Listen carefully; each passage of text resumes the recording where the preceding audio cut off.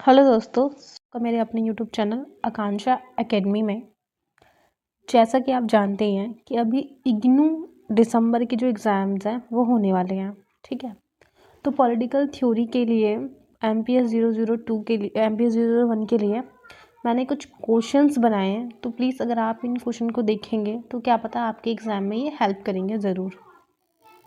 तो आज का जो हमारा टॉपिक है, हमारा जो आज का जो क्वेश्चन है उसका नाम है राजनीतिक सिद्धांत क्या है और हमें इसका अध्ययन क्यों करना चाहिए। मतलब कि पॉलिटिकल थ्योरी क्या है, व्हाट इज़ पॉलिटिकल थ्योरी। ठीक है, अब हम ये देखेंगे। सबसे पहले जब भी अगर आप कोई क्वेश्चन लिख रहे हो ना, तो उसके अंदर इम्पॉर्टेंट ये है कि आप उसका पैटर्न क्या है, किस पैटर्न से आप उस क्वेश्चन को लिख रहे हो। तो सबसे पहले आपको क्या करना है कि आपको परिचय देना है कि मतलब है क्या वो चीज़। ठीक है, अब इसमें मैंने लिखा हुआ है राजनीतिक सिद्धांत समाज की राजनीतिक घटनाओं तथा प्रक्रियाओं का वर्णन व्याख्या के विषय में बताता है। कि मतलब कि जो पॉलिटिकल थ्योरी है वो क्या करता है कि राज्य में जो भी राजनीतिक घटनाएं होती हैं ना, जो भी राजनीतिक घटनाएं होती हैं, पॉलिटिकल जितनी भी एक्टिविटीज़ होती हैं, उनकी जो प्रक्रियाएं होती है वो क्या प्रोसेस है, जो जो जो चीज़ मतलब जो स्टेट है उसमें चल रही है, उसकी व्याख्या करता है, उसके विषय में बताता है क्या, पॉलिटिकल थ्योरी। तथा उनकी कमियों को दूर करने के उपाय बताता है। अब भाई प्रॉब्लम्स के ऊपर तो उसने बात कर ली, अब उनकी कमियों को दूर करने के भी उपाय क्या है, पॉलिटिकल थ्योरी बताती है।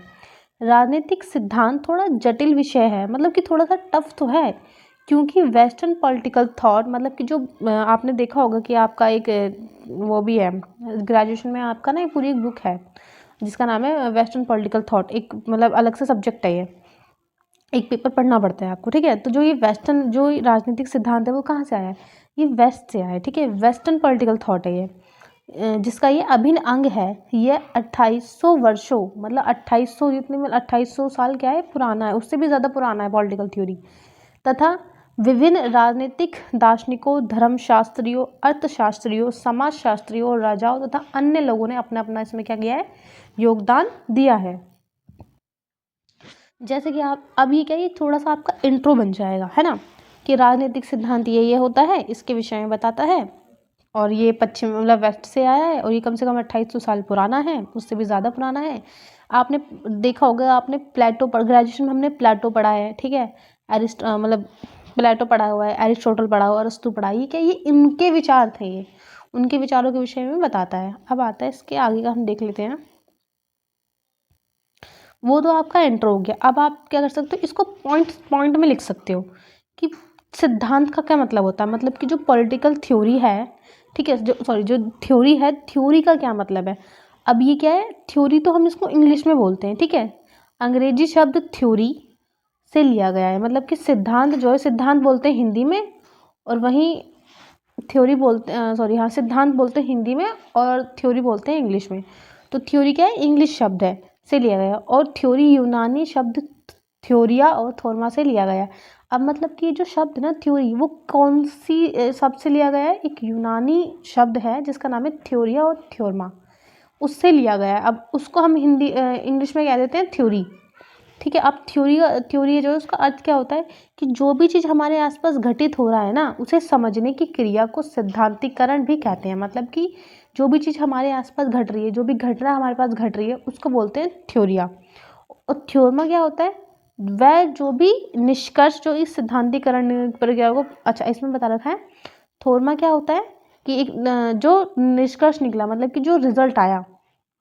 थ्योरिया क्या हुआ कि जो भी प्रोसेस हुई, और उसके बाद थोरमा जो रिजल्ट आया, उसको बोलते हैं हम थोरमा। ठीक है, इसी से एक मिला के क्या कर दिया, एक थ्योरी बना दिया, एक शब्द।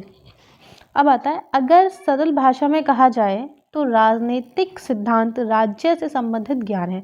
अब क्या बता रखा है कि अगर हम बहुत ज़्यादा सिंपल लैंग्वेज में बोले ना, तो पॉलिटिकल थ्योरी क्या है, पॉलिटिकल थ्योरी क्या है, राज्य मतलब कि स्टेट से संबंधित जो है वो एक ज्ञान है। स्टेट के बारे में ही हम क्या करते हैं, पॉलिटिकल थ्योरी में बात की जाती है। अब आपको यहाँ पे एक शब्द दिख रहा होगा, राज्य, जिसको आप इंग्लिश में बोलते हो स्टेट। ठीक है, इंग्लिश में आपको जिसको बोलते हो स्टेट, इसमें थोड़ा सा लिखा नहीं जा रहा। ठीक है, जो आपका पॉलिटिकल साइंस होता है ना, पॉलिटिकल साइंस में ना आप उसको देश नहीं बोल सकते, देश की जगह पे हम क्या बोलते हैं, राज्य। ठीक है, राज्य का मतलब भी देश ही होता है। जिसमें राजनीति का अर्थ है सार्वजनिक हित के विषय तथा सिद्धांत का अर्थ है क्रमबद्ध ज्ञान। अब क्या बता रखा है कि जो राजनीति है, जो राजनीतिक सिद्धांत है, राजनीति का क्या मतलब हो गया, सार्वजनिक हित, मतलब सभी के हित के विषय के ऊपर बात करता है। उस सिद्धांत का क्या मतलब हो गया, क्रमबद्ध ज्ञान। क्रमबद्ध मतलब समझते हो ना, जैसे कि 1 के बाद 2 आएगा, 2 के बाद 3 आएगा, एक क्रम से चलना, तो वो क्या है, वो एक ज्ञान है। इसके साथ अब हम आगे देख लेते हैं। अब यहाँ पे क्या दिया हुआ है, यहाँ पे ना थोड़ा बहुत मतलब डेफिनेशन एक तरीके से बता सकते हो कि डेफिनेशन दी गई है कि राजनीतिक सिद्धांत क्या होता है। जो बहुत इजी होगा ना हम उसी को पढ़ेंगे, क्योंकि डेफिनेशन यार देखो, अगर आपको आती है, अगर आपको एग्जैक्ट पता है तो ही लिख के आना, अदरवाइज आप ना भी लिखो तो भी कोई प्रॉब्लम नहीं है, ठीक है। एक याद कर लो जो ईजी सी है, जैसे कि मैंने ना इस पर टिक लगाया हुआ है यहाँ पे कि भाई मुझे ये याद नहीं करनी क्योंकि मुझसे नहीं हो सकता, ठीक है। अब लेकिन मैं आपको उसको समझा देती हूँ। राजनीतिक सिद्धांत पर विभिन्न विचारकों के विचार। जो डेविड हेल्ड है उसने क्या बोला है, राजनीतिक सिद्धांत मतलब कि जो पॉलिटिकल थ्योरी है वो राजनीतिक जीवन से संबंधित धारणाओं तथा, ठीक है, राजनीतिक जीवन से संबंधित धारणाओं तथा सामान्य नियम का वह समूह है जिसमें सरकार, राज्य और समाज की प्रकृति, व्यक्ति के विचार, परिकल्पनाओं के बीच सहयोग स्थापित करता है।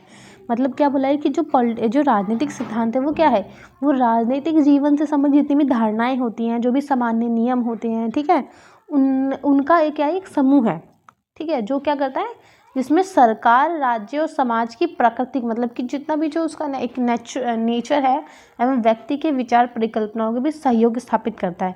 मतलब कि मान लो कि सरकार ने कुछ नियम, कायदे, कानून मतलब बना दिए, फिर वो आपस में जो मनुष्य होते हैं वो क्या करते हैं, उसको एक तरीके से उसमें सहयोग करते हैं। अगर मान लो गवर्नमेंट ने कोई नियम बनाया है तो हम लोग उसमें सहयोग करते हैं ना। अब जैसे कि एक वो आपने देखा होगा लाल बत्ती पे, ठीक है, जब रेड लाइट होती है तो सब लोग रुक जाते हैं, ठीक है, जब ग्रीन होती है तब उसके बाद जाते हैं, ये क्या एक नियम है। अब आता है जॉर्ज कैटलिन के अनुसार, ये वाली जो है ये मुझे सबसे ज़्यादा इजी लगती है, इसलिए मैं अपने पेपर में इसी को लिखना है, ठीक है।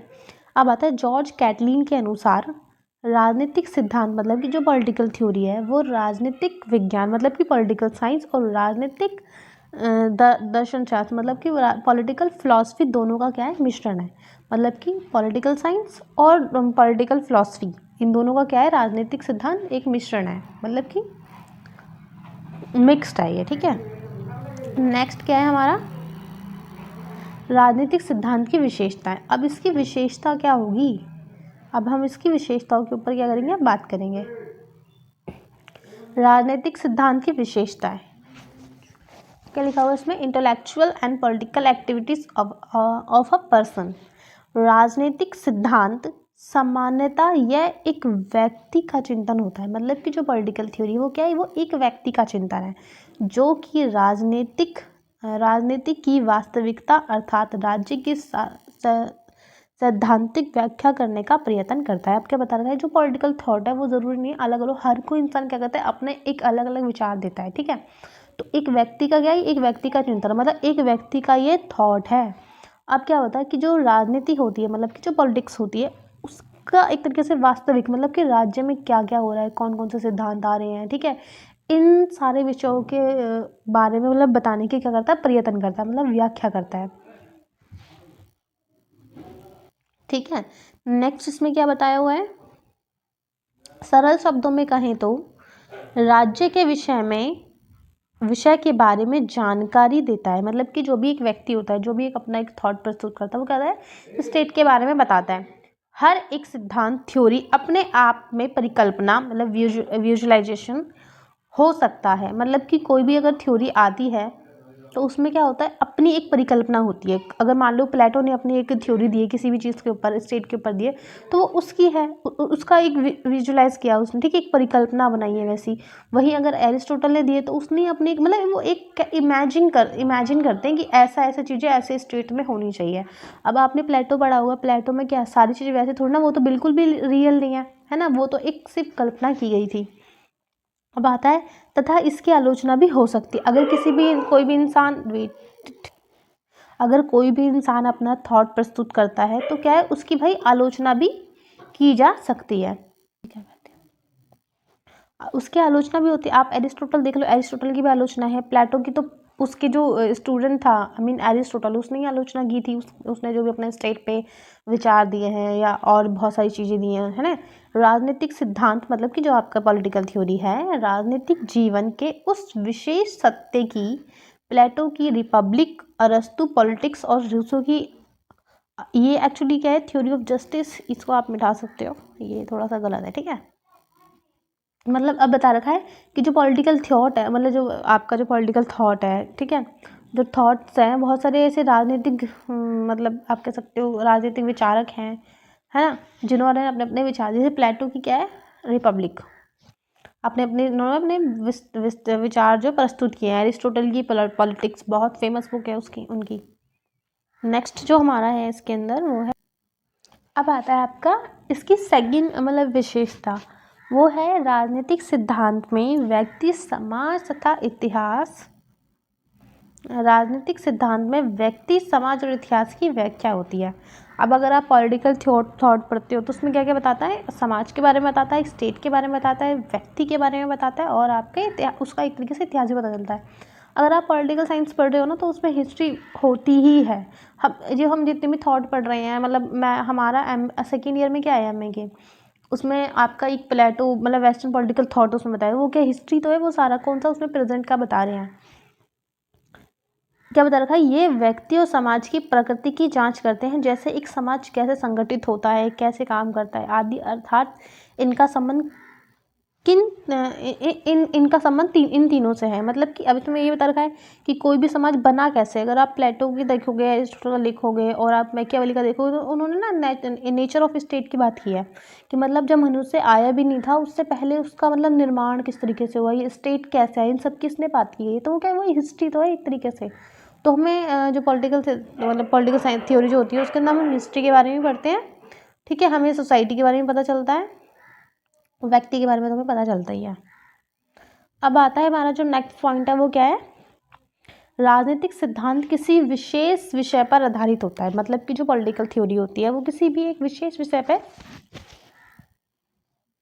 क्या होती है, आधारित होती है। एक विचारक का उद्देश्य राज्य की प्रकृति की व्याख्या करना होता है। मतलब कि जो भी एक विचारक होता है, जो भी एक जो थॉट जिसका होता है, उसका क्या होता है, एक प्रकृति की मतलब किसी की एक विषय मतलब वो व्याख्या करता है। परंतु वह विचारक एक दार्शनिक, इतिहास, अर्थशास्त्री, धर्मशास्त्री अथवा समाजशास्त्री कुछ भी हो सकता है। मतलब कि अगर कोई पॉलिटिकल थ्योरी के ऊपर कोई भी अपना सिद्धांत देना चाह रहा है, मतलब तो वो क्या, वो व्यक्ति कुछ भी हो सकता है, वो कोई भी फिलोसफर हो सकता है, वो कोई भी एक इतिहासकार हो सकता है, अर्थशास्त्री होता है, ठीक है, इकोनॉमिस्ट हो सकता है, धर्मशास्त्री भी हो सकता है, कुछ भी हो सकता है, एनीथिंग, ठीक है, समाजशास्त्री भी हो सकता है। हम कई तरह के राजनीतिक सिद्धांत पाते हैं जिनमें इन विषयों की आंतरिकता, जिसको मैंने इधर हिंदी में लिखा हुआ यूनिकनेस के आधार पर अंतर किया जाता है। मतलब हमने बहुत सारे ऐसे देखते हैं, पॉलिटिकल थिंकर्स देखते हैं जिन्होंने अपने अपने पॉलिटिकल थ्योरी पे विचार दिए होते हैं। तो क्या है, हम उनकी हर एक इंसान की अपनी एक उनकी एक यूनिकनेस होती है, उसके विषय में हम क्या करते हैं, जानते हैं कि उस अच्छा इसने ऐसा दिया था, अच्छा एरिस्टोटल ने तो ये दी, प्लेटो ने तो ये दिया था, मैकियावेली ने तो ये बताया था, है ना, जॉन रॉल्स ने तो ये बताया था, रूसो की तो अलग। इस तरीके से क्या हम हर किसी के एक अलग अलग यूनिकनेस के बारे में पता लगाते हैं इसमें। नेक्स्ट जो हमारा पॉइंट है वो है, राजनीतिक सिद्धांत का उद्देश्य केवल राजनीतिक वास्तविकता को समझने और उसकी व्याख्या करना ही नहीं है, बल्कि समाज परिवर्तन के लिए साधन जुटाना भी है। अब इसमें बता रखा है पॉलिटिकल थ्योरी का उद्देश्य ऑब्जेक्टिव ये नहीं है कि बस भाई जो राजनीतिक की जो वास्तविकता है, पॉलिटिक्स की जो वास्तविकता है उसको समझ लिया, उसकी व्याख्या कर दिया, इतना ही नहीं है। क्या है, समाज में परिवर्तन लाना भी है, ठीक है, उसके लिए साधन जुटाना भी है। कैसे, लास्की कहते हैं राजनीतिक सिद्धांत का कार्य केवल तथ्यों मतलब कि फैक्ट्स की व्याख्या करना नहीं है, यह निर्धारण करना भी है कि क्या होना चाहिए। इनका संबंध साधन और साध्य दोनों से है। समाज को समझने और उसकी गलतियों में सुधार करने के तरीके जुटाना भी है। अब आपको मैं साधन और साध्य में अंतर बताऊंगी। साधन का क्या मतलब होता है और साध्य का मतलब, आप मान लो साध्य मतलब होता है डेस्टिनेशन, ठीक है, और साधन मान लो जाने का तरीका कि किस तरीके से आप अपने डेस्टिनेशन तक पहुंचोगे। कभी आप देखना जो मेट्रो होती है, ठीक है, उस पर लिखा हो ना ये आपका सोर्स क्या है, जाने का सोर्स और एक होता है डेस्टिनेशन। अगर मान लो कि भाई मुझे ये आपका ये मान लो सरोजी नगर से लेके मुझे राजीव चौक जाना है, तो मेरी डेस्टिनेशन क्या है, राजीव चौक, ठीक है। या अगर मान लो मुझे राजीव चौक से मुझे सरोजी नगर जाना है या मुझे लाजपत नगर जाना है ना, तो हम क्या बोल सकते हैं कि जो राजीव चौक से लेके मैंने जितने भी, अब भाई मुझे जिन जिन में जैसे कि मान लो अगर मैं राजीव चौक जाऊंगी, वहाँ से अलग मेट्रो चेंज करूँगी, वहाँ से पिंक लाइन पे जाऊंगी तो INA जाऊंगी, है ना, ये मेरा सोर्स थोड़ी ना था कि भाई मुझे INA थोड़ी ना जाना, लेकिन वो मेरा पहुँचने का सोर्स है, ठीक है। तभी मैं क्या जा पाऊँगी, SN मैं पहुँच पाऊँगी या मैं लाजपत पहुँच पाऊँगी। तो ये होता है सो डेस्टिनेशन मेरी क्या है, लाजपत। जैसे मान लो मुझे लाजपत नगर जाना है तो डेस्टिनेशन मेरी लाजपत नगर है। कहाँ से, राजीव चौक से लेके लाजपत नगर। अब इसके बीच में जो जो स्टेशन आए वो क्या है, हमारे सोर्स हैं, पहुंचने के तरीके हैं। भाई मैंने पिंक लाइन ली, पिंक लाइन से फिर मैं आ पाई वहाँ पे, ठीक है, फिर मैंने INA से चेंज किया, इस तरीके से। तो साधन और साध्य दोनों में क्या है, ये डिफरेंस होता है। अब ये इसमें ये बताया हुआ है कि अगर मान लो हमने कोई भी परिवर्तन कर दिया लेकिन उसका सोर्स क्या रहेगा, ठीक है। तो समाज ने जो गलतियां करी हैं उसको समझना भी है, फिर उस गलती को सुधार करने के तरीके जुटाना भी है, लास्ट की कहते हैं। उसके बाद जो हमारा पॉइंट है वो है राजनीतिक सिद्धांत में विचारधारा का शिट। अब इसमें क्या बताया हुआ है कि राजनीतिक सिद्धांत में विचारधारा का समावेश होता है। कैसे होता है राजनीतिक सिद्धांत में विचारधारा का समावेश, कि विश्वासों विचारों की उस व्याख्या जिसमें लोग सशस्त्र, अच्छा इसमें आपको इसमें बहुत सिंपल लैंग्वेज में बताती हूँ कि जो पॉलिटिकल थ्योरी होती है उसमें लोग अलग अलग विचारधाराएं प्रस्तुत करते हैं, ठीक है। कुछ लोग क्या करते हैं, उदारवाद को मानते हैं, कुछ मार्क्सिज्म को मानते हैं, ठीक है, मार्क्सवादी जो विचारधारा उसको फॉलो करते हैं, कुछ समाजवादी विचारधारा होती है उसको फॉलो करते हैं, ठीक है। और कुछ लोग क्या करते हैं कि जो आपका पश्चिम वो क्या बोलते हैं उसको इसमें वो पूंजीवाद, कुछ लोग पूंजीवाद को भी मतलब फॉलो करते हैं। तो क्या है, इसमें अलग अलग विचारधाराएं उभर कर आती हैं। जैसे इसमें मैंने लिखा हुआ है कि विचारधारा का अर्थ है विश्वासों, मूल्यों और विचारों की उस व्याख्या से होता है जिसमें लोग सशस्त्र होते हैं। मतलब कि एक मान लो एक जो क्या होता है, लोग क्या करते हैं, उनका विश्वास होता है कि भाई ये चीज़ क्या है, सही है ना। कई तरीके की विचारधाराएं पाई जाती हैं, जैसे उदारवादी विचारधारा है, ठीक है, मार्क्सवादी विचारधारा है, समाजवादी है। प्लेटो और अरस्तू से लेकर आधुनिक समय में अनेक विचारकों ने योगदान दिया। मतलब हर कोई क्या है, प्लेटो एक अलग विचारधारा को फॉलो करते थे, अरिस्टोटल अलग विचारधारा, अब जो एक नए जो थिंकर्स आ रहे हैं वो अलग विचारधाराओं को फॉलो कर रहे हैं। तो अपना अपना क्या करते हैं, लोग योगदान देते हैं। प्लेटो और अरस्तू से लेकर ये 2 बार लाइन हो गई, ठीक है। पश्चिमी यूरोप, अमेरिका में उदारवाद तथा पूर्वी यूरोप में पूर्व सोवियत संघ अब इसमें बता रखा है कि जो आपका जो अमेरिका था उसमें क्या है, पूंजीवाद को फॉलो किया जाता था, ठीक है। पूंजीवाद को और उदारवाद को थोड़ा मतलब उस विचारधारा को अपनाया जाता था। वहीं जो सोवियत संघ था वहाँ पे समाजवाद और मार्क्सवाद का ज़्यादा प्रभुत्व रहा है। नेक्स्ट इसमें क्या बताया हुआ है कि राजनीतिक सिद्धांत का संबंध राजनीतिक घटनाओं की व्याख्या और मूल्यांकन से है। मतलब कि जो पॉलिटिकल थ्योरी है, चलो ठीक है, जो पॉलिटिक्स थी उसमें घटनाएं घट गई है ना, राजनीति में घटनाएं घट गई, अब उनका मूल्यांकन भी हो गया। अब इसका जो हम एक तरीके से मान सकते हैं, इसका जो अब ये प्रॉब्लम्स हैं इसका हल हम क्या करेंगे, निकालेंगे, ठीक है।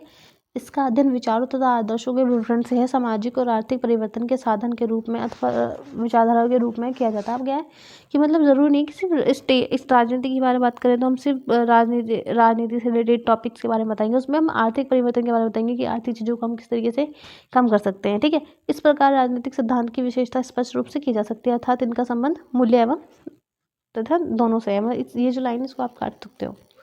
नेक्स्ट इसमें क्या बताया हुआ है, आपने ऊपर देखा होगा कि मैंने 2 क्वेश्चन बोले थे, एक था आपका राजनीतिक सिद्धांत क्या है, दूसरा था राजनीतिक सिद्धांत का अध्ययन क्यों करना चाहिए। तो अब हमने वहाँ तक पढ़ लिया राजनीतिक सिद्धांत ये है और उसके बाद इसका अध्ययन क्यों करना चाहिए। डेविड हेल्ट, आपने देखा होगा डेविड हेल्ट, ऊपर इसके बारे में हमने इसकी डेफिनेशन भी पढ़ी थी कि इसने राजनीतिक सिद्धांत के बारे में क्या बताया हुआ था। अब आते हैं इन्होंने क्या बोला, राजनीतिक सिद्धांत का महत्व इस बात से प्रकट होता है कि एक क्रमबद्ध अध्ययन के अभाव से में राजनीतिक उन स्वार्थी और अनभिज्ञ राजनीतिक एक तरह से हम बोलते हैं अनपढ़ नेताओं के हाथ में खिलौना मात्र बनकर रह जाएगी, जो इसे शक्ति प्राप्त करने के लिए एक यंत्र एवं अतिरिक्त कुछ नहीं समझता है। बता रखा जो डेविड हेल्ट है वो क्या कहते हैं कि पॉलिटिकल जो थ्योरी है ना, इसका महत्व इस बात से क्या होता है, प्रकट होता है कि अगर क्रमबद्ध तरीके से हमने राजनीति का अध्ययन नहीं करा, ठीक है, उसका अध्ययन नहीं करा, तो क्या होगा कि जो राजनीति है, जो राजनीतिक है ना, पॉलिटिक्स है, वो क्या करेगी, उन स्वार्थी लोगों के हाथ में आ जाएगी। एक तो वो अनपढ़ है, ठीक है, अनपढ़ जो नेता है वो, ठीक है, उनके हाथों में आ जाएगी, जो क्या है, जो पॉलिटिक्स को क्या करते हैं, खिलौना समझते हैं और इसे बस शक्ति प्राप्त करने, पावर प्राप्त करने के लिए एक यंत्र के रूप में अपनाना चाहते हैं और कुछ नहीं समझते पॉलिटिक्स को। तो जो राजनीतिक सिद्धांत है, इसका अध्ययन इसलिए भी करना मतलब ज़रूरी है, इसको पढ़ना ज़रूरी है ना, वरना क्या होगा कि ये उन लालची नेताओं के हाथों में आ जाएगा। मान लो हमें इंटरेस्ट ही नहीं, क्यों करनी पॉलिटिकल थ्योरी, ठीक है ना, सब चल रहा है सही, लेकिन नहीं, हमें पता होना चाहिए हमारे देश में क्या क्या चल रहा है, क्या क्या चीज़ें हो रही हैं, है ना, वरना वो नेता तो कुछ भी करता रहेगा, हमें क्या पता है। अब क्या बताया उसमें, राजनीतिक सिद्धांत राज्य और समाज का क्रमबद्ध अध्ययन कर ज्ञान उपलब्ध करवाता है। मतलब क्रमबद्ध का मतलब क्या होता है,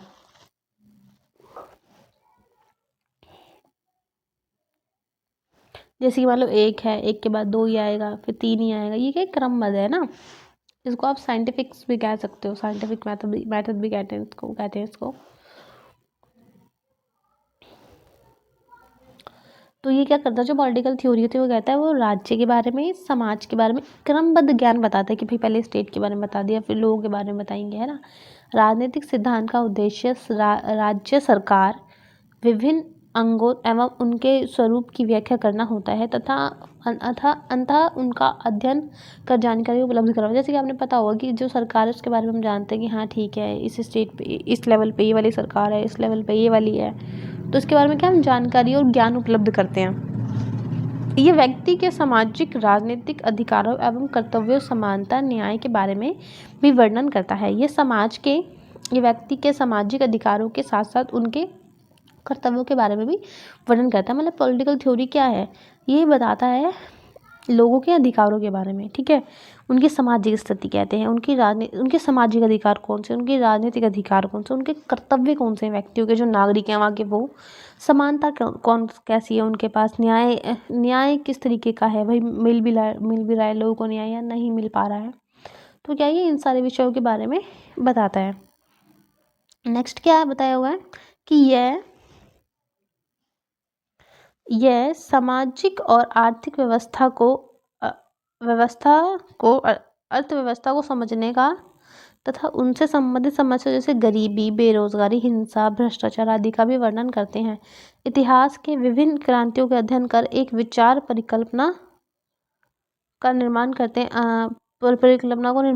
अतः यह भी बताते हैं कि ऐतिहासिक क्रांतियों की रूपरेखा की व्यवस्था नई की गई थी, ठीक है, इसमें नई की गई थी।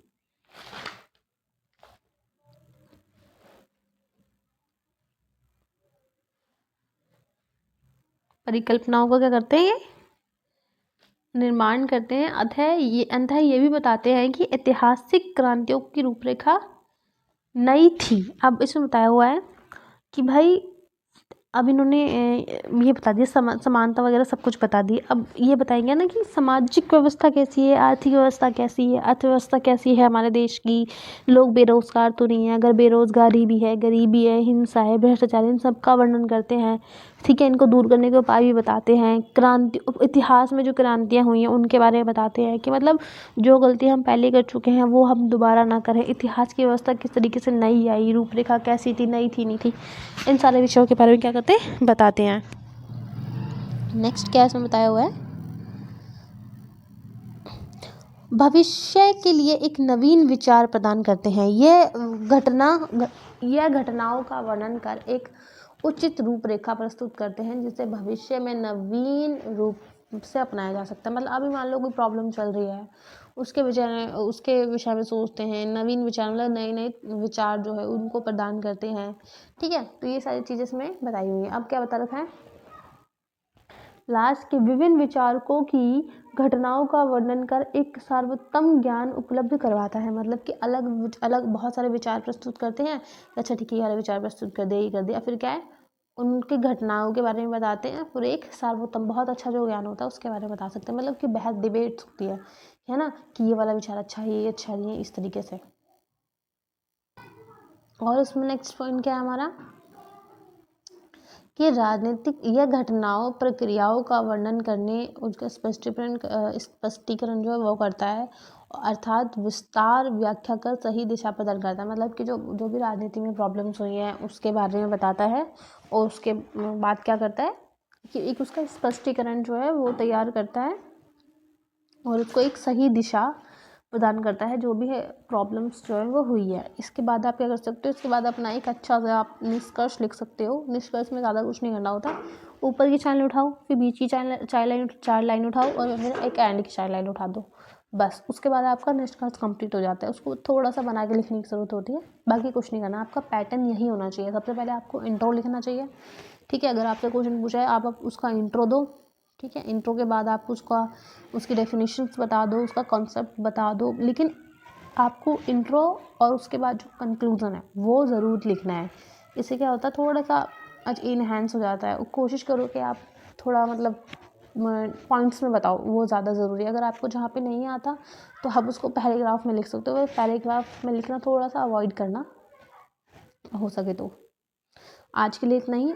आगे भी मैं इस टॉपिक की जो है वो MPS 001 की वीडियोस बनाऊंगी।